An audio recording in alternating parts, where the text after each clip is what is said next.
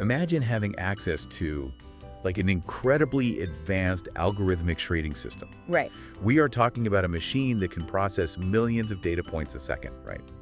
Scanning global markets, hunting for the absolute perfect opportunity. A supercomputer, basically. Exactly. Now imagine turning that machine on at the start of a highly volatile trading week, and for 3 days straight, it decides to do absolutely nothing. Wow. Yeah, it drafts 0 new assets.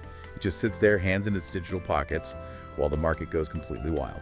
It really shatters the illusion we tend to have about these systems, doesn't it? It does. Because, I mean, we expect constant, hyperactive optimization. But sometimes, the most sophisticated computational move is just this profound, stubborn stillness. And that stubborn stillness is exactly what we're unpacking today. Welcome to this deep dive. We've managed to get our hands on a really fascinating stack of daily observation logs. May logs, right? Yeah, specifically spanning Monday, May 11th through Friday, May 15th, 2026. These come straight from the internal data servers of Team AI Lab. Which is just a treasure trove of raw behavior. Oh, absolutely. So over the next few minutes, we're going to track the dramatic 5-day trajectory of 2 distinct algorithmic trading teams.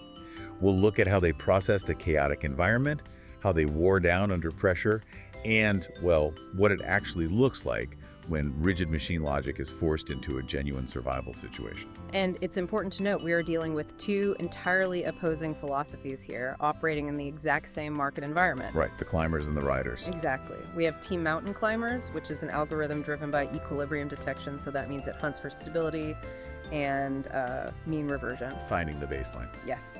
And on the other side, we have Team Wave Riders. Now, they run on surging force and momentum tracking.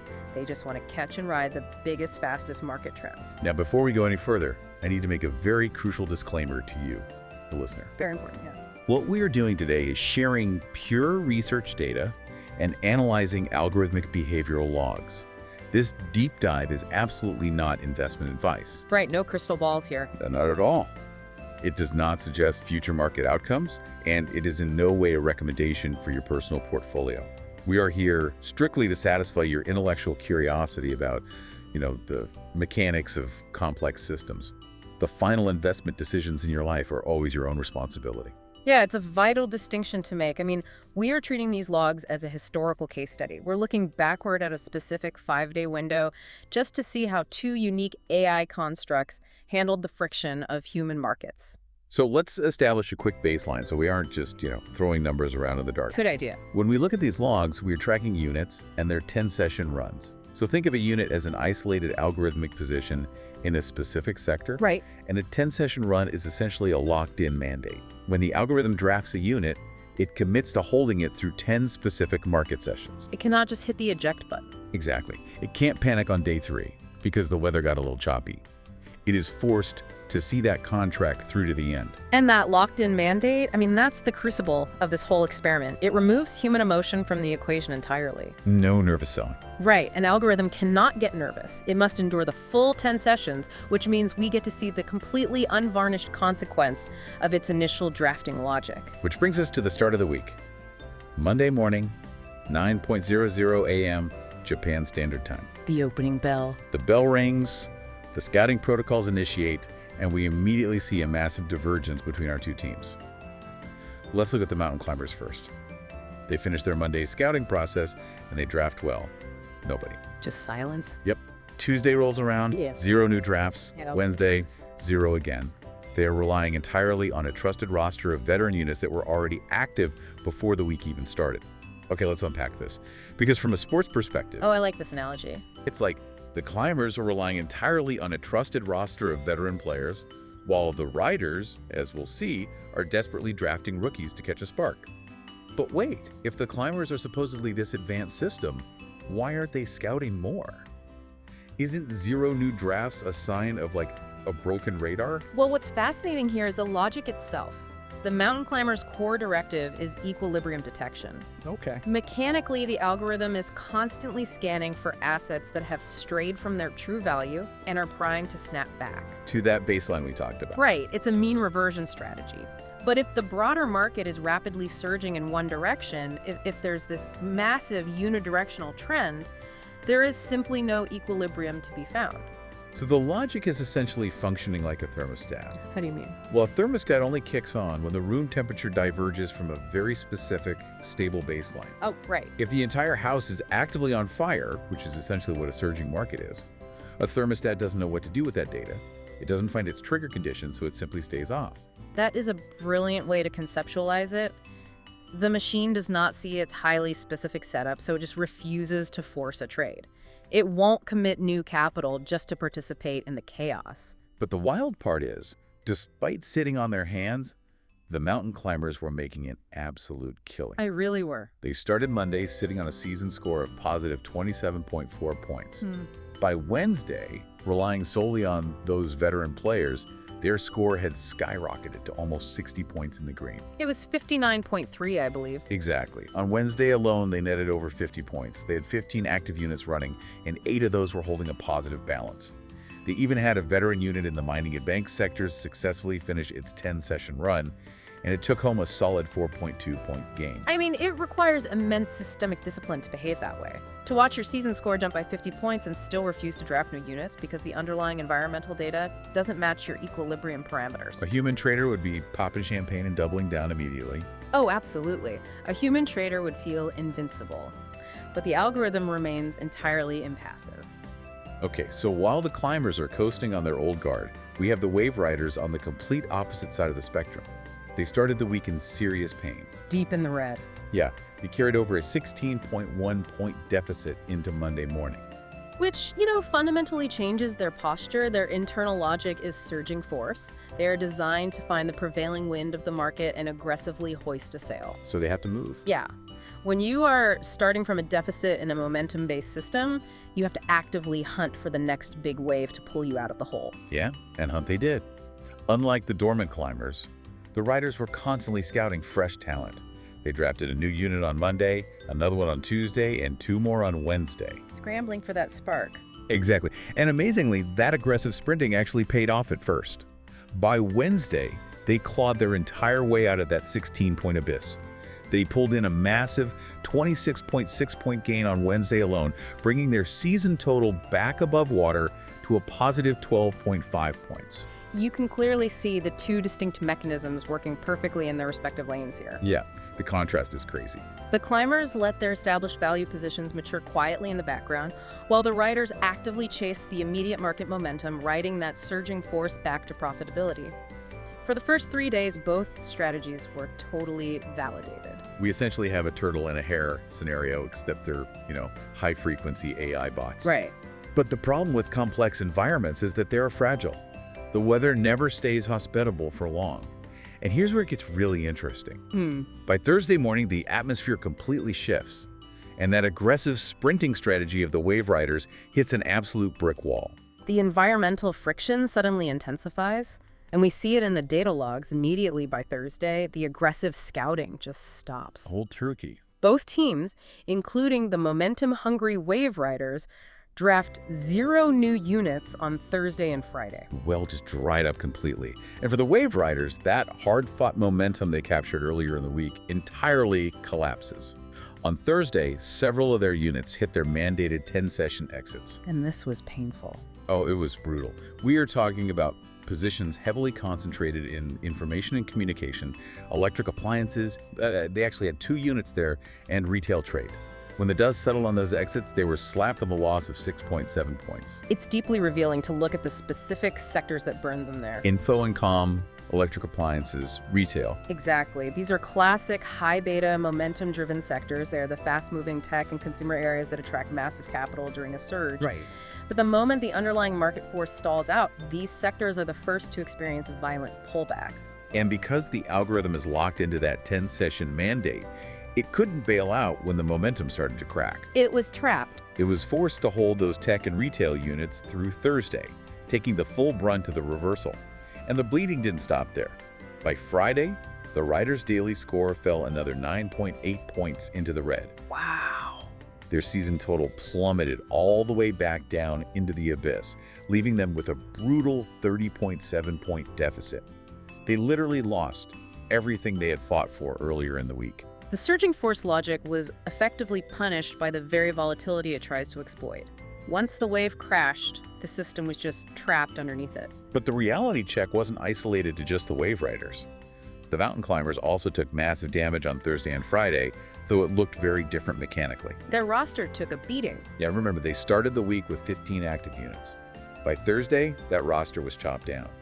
By Friday, they were down to a skeleton crew of just 7 active units. That's more than half their roster gone. Right. And even worse, the number of units actually holding a positive balance dropped from 9 earlier in the week to just 2 survivors by Friday. That is severe systemic attrition. It's a bloodbath. They're bleeding out across the board. But, and this is the data point that absolutely fascinated me, the units that did survive the attrition and managed to reach their 10-session exit on Thursday and Friday, they cashed in massively. The survivors carried the team. Completely. On Thursday, a unit in mining, along with 2 units in wholesale trade, exited with a huge 28.4-point gain. And then on Friday, units in chemicals, banks, and securities exited with another 10-point gain. So the climbers lost almost their entire positive footprint, but the tiny handful of units that survived the gauntlet practically paid for the entire week. We're observing a real-time demonstration of survival of the fittest logic here. Yeah. Contrast the climbers' surviving sectors with the riders' failed sectors. The riders were wiped out in high-flying tech and retail. The climbers survived by clinging to mining, wholesale trade, chemicals, and banks. The heavy stuff.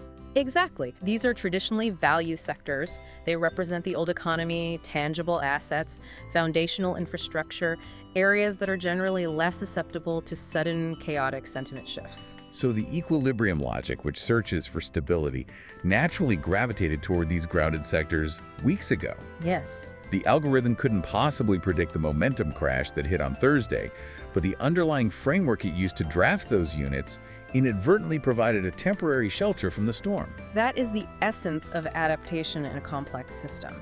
The algorithm didn't outsmart the market. Its structural bias toward mean reversion simply allowed a very specific subset of value-oriented logic to survive the environmental shift. The massive gains from the mining and banking units effectively subsidized the slow attrition happening across the rest of their roster. It is an incredible kind of resilience. I mean, their roster is a ghost town compared to Monday. They only have 2 positive units left. Right. But because of how the 10-session run forces the system to lock in its early logic, those old economy anchors held the ship steady. Which illustrates exactly why analyzing the internal mechanics of these logs is so valuable. We aren't just looking at the final score, we are dissecting the anatomical breakdown of how an algorithm survives a hostile environment versus how it succumbs to it. Now, I want to take a step back and look at the macro lens for a second. We spent all this time in the weeds examining the internal drama between the equilibrium logic and the momentum logic. It's easy to get lost in those details. For sure. But the Team AI Lab logs also provide an index contrast metric.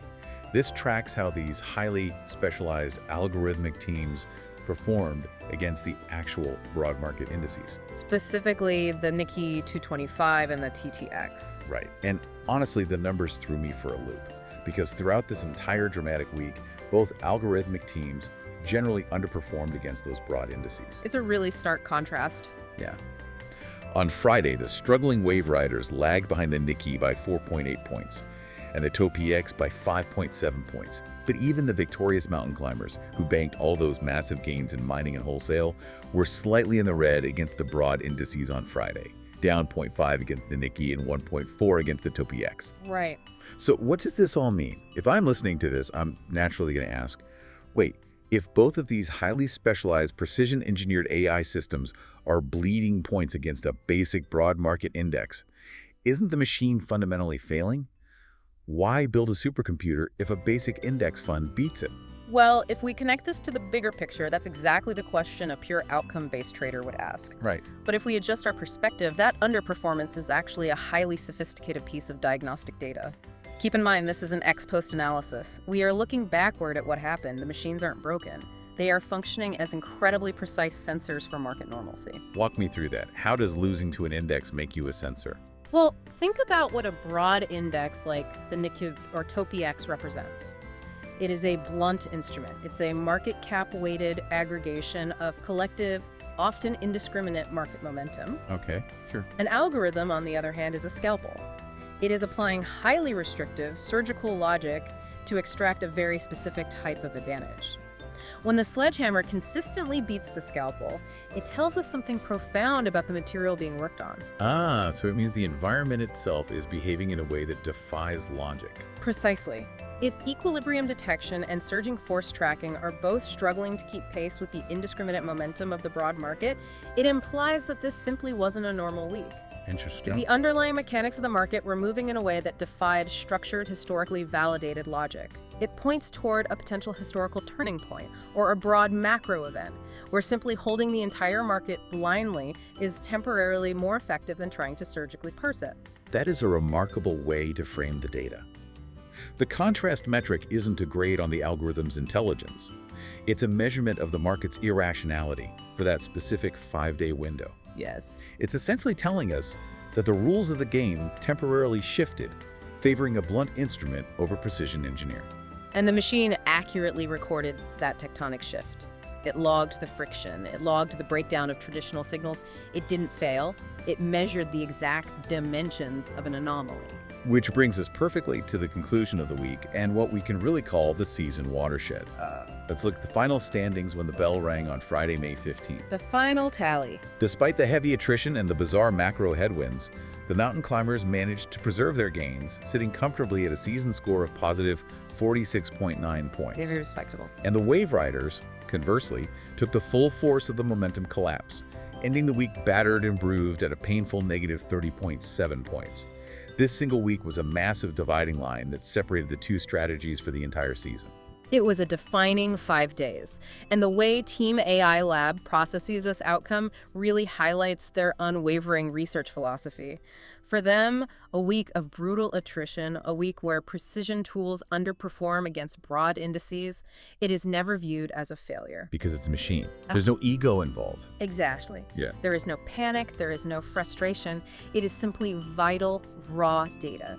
The friction experienced by the wave riders in the tech sector, the unexpected survival of the mountain climbers in the banking sector, all of it is immediately ingested. It's just fuel for the next run. Right. It becomes the foundational stepping stone for the next week's adaptation. The algorithms just log the environmental parameters and prepare for the next scouting phase. They just do the work. It completely shifts your perspective on how to view market turbulence. It's not about winning every day. It's about building a system capable of accurately logging its own friction. So true. And again, out of deep respect for your intellectual curiosity as a listener, we want to reiterate. Sharing these internal logs is about understanding the pure mechanics of how computational systems interact with chaos.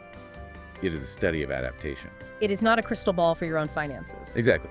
The final investment decisions you make in your own life are always your own responsibility. We are just fascinated by the research data. And the data from this specific week is a masterclass in why we study these logs in the first place. The dynamics of survival here are endlessly compelling. Absolutely. And as we wrap up this deep dive into the May 2026 logs, I want to leave you with a lingering, somewhat unsettling question to ponder over. Oh, I know where this is going. We just watched the mountain climbers survive an incredibly volatile week, entirely on the backs of their veteran units. They didn't draft a single new asset for 5 straight days. Not one. But with their active roster now drastically shrunk down from 15 units to just 7, and with only 2 of those units still holding a positive balance, what happens next Monday? That's the million-dollar question. What happens when that old guard finally ages out of their mandated 10-session run? Can a rigid algorithmic system actually survive if the environment permanently prevents it from finding a new equilibrium to hold on to? It really forces us to ask where the mathematical limit of patience actually lies in an automated system. It really does. It's a cliffhanger written entirely in data points and attrition logs. Thank you for joining us as we unpack this incredible week. We will be back to explore the next set of internal data logs soon.